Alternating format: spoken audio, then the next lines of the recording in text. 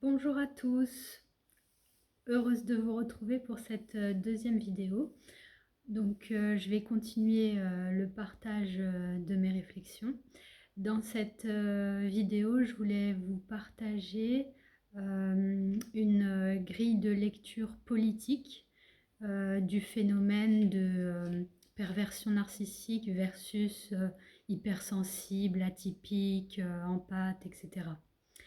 Donc, pour aller rapidement dans les grandes lignes, grosso modo, ce dont j'ai pris conscience cette semaine, c'est que les pervers narcissiques ne sont rien d'autre que les purs produits et les meilleurs agents de l'idéologie néolibérale capitaliste dans laquelle nous baignons.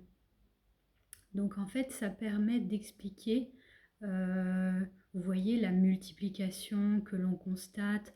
On a l'impression qu'il y en a partout, que ce soit dans la famille, les amis, au travail, en politique, etc. Et en fait, pour moi, là, j'ai eu une révélation cette semaine, c'est que c'est simplement, en fait, une incarnation de cette idéologie néolibérale des personnes qui ont fait en fait, qui appliquent corps et âme cette idéologie. Et alors ça se caractérise par quoi?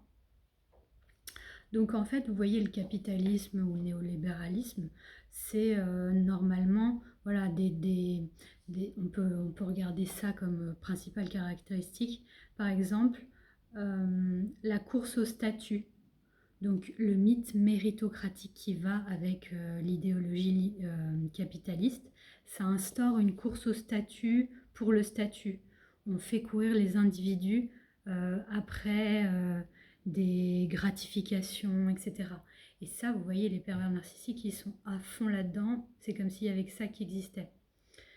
Bon, ou sinon, vous voyez par exemple, le néolibéralisme, ça conduit à l'atomisation du collectif et à la destruction de la solidarité ou de moyens de résistance collective.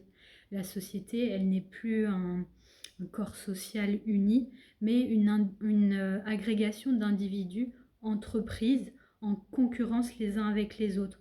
Ouais, c'est super, chacun mène sa propre barque, etc., etc. Sauf que, voilà, en fait, ça conduit à opposer chaque salarié avec ses collègues via des grilles de notation individuelles, des classements, des primes individuelles, etc. Et donc, ça, c'est juste la technique de diviser pour mieux régner que le pervers narcissique applique sans vergogne à tous les niveaux, triangulation dans les relations amoureuses, diviser pour mieux régner au travail. Voilà, il fait juste appliquer cette idéologie. Après, il y a aussi le mépris de la vulnérabilité et d'exploiter les failles psychologiques des individus pour en tirer de la surperformance. C'est juste en fait une instrumentalisation des gens sans complexe. Un utilitarisme absolu où les personnes finalement ne sont que des ressources, des leviers, des obstacles. Vous voyez, donc, et dans un monde dans lequel l'empathie devient un coût inefficace et un obstacle aux objectifs à atteindre. Ou donc en gros, séduire, manipuler, instrumentaliser l'autre pour asseoir son propre statut devient quelque chose d'évident. Et ah oui, une sorte de soft skill de survie et de réussite. C'est même voilà, presque une compétence valorisée d'avoir ce genre de comportement dans le monde dans lequel on vit. Donc voilà, ce premier point que je voulais vous partager, c'est que les pervers narcissiques ne sont que les élèves appliqués, les premiers de la classe de l'école néolibérale. Et ce qui choque pour des gens qui n'ont pas totalement adhéré à cette idéologie, c'est qu'ils l'appliquent voilà, sans complexe jusqu'au bout. Et en fait, ce qui change par rapport aux époques précédentes, c'est qu'avant, ce genre de comportement n'était pas la norme. C'était quand même ni la référence.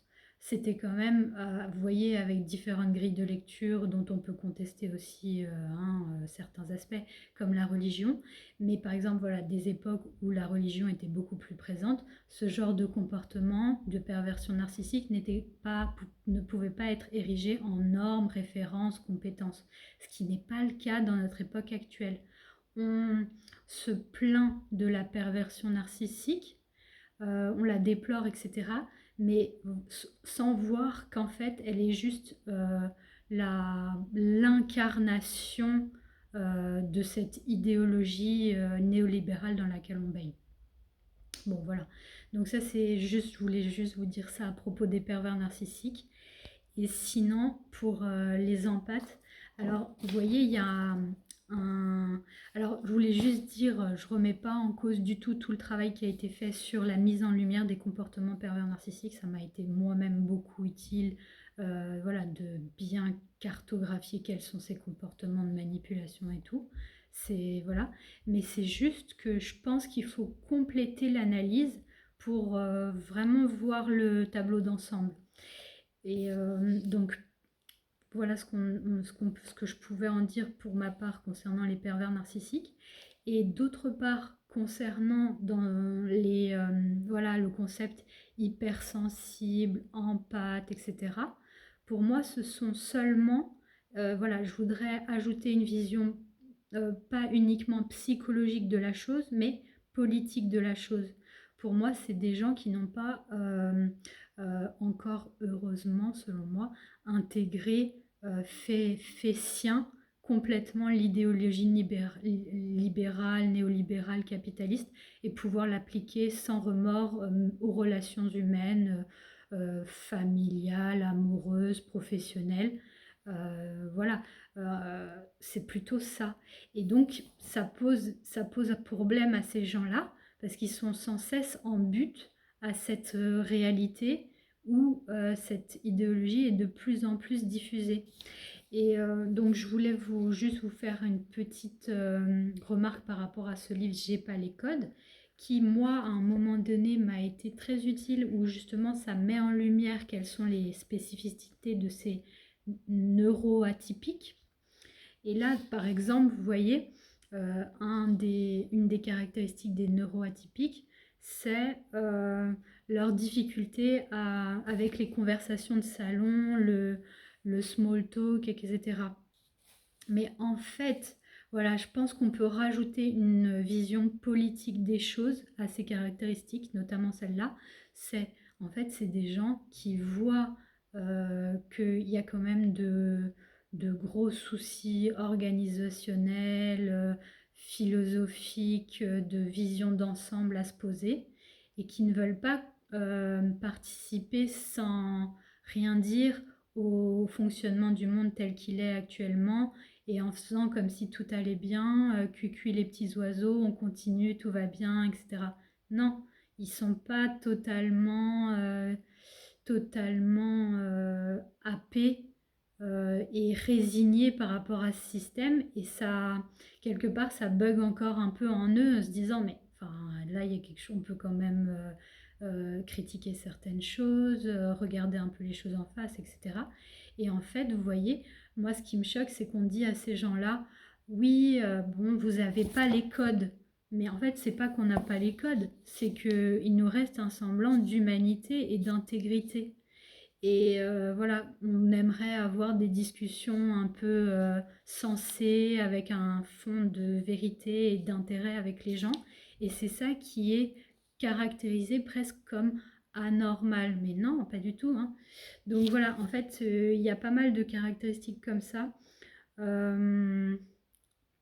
Voilà, comme quoi, une deuxième caractéristique, les empathes, soi-disant, les atypiques, ils veulent absolument résoudre les problèmes, alors que les normopensants, voilà, hein, les normopensants, ça va encore, c'est pas des pervers narcissiques, mais bon, les normopensants, eux, ils privilégient soi-disant, soi-disant dans ce livre, ils privilégient le lien social par rapport à la résolution effective des problèmes.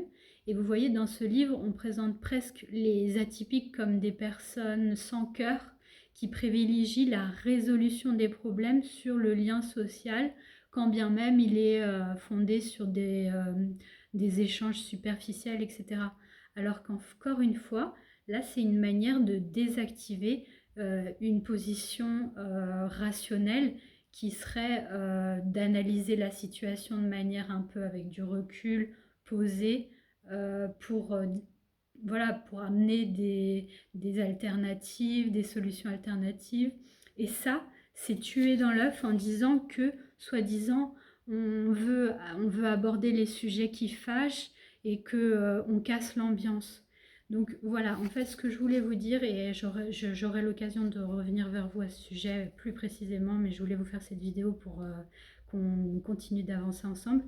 Euh, En fait, voilà.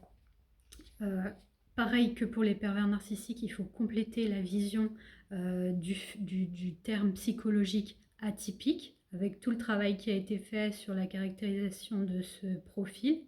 Mais en fait, c'est plus qu'un profil psychologique, c'est un profil, selon moi, politique qui refuse d'adhérer à cette idéologie néolibérale qui instrumentalise, quantifie même les relations humaines et ne veut pas regarder les problèmes en face pour garder la situation, le statu quo et maintenir les intérêts en place tels qu'ils sont. Donc voilà ce que je voulais vous partager. Dites-moi si ça vous parle. S'il vous plaît, mettez un like pour m'encourager à continuer le partage avec vous. Et je vous dis à très bientôt. Merci. Salut.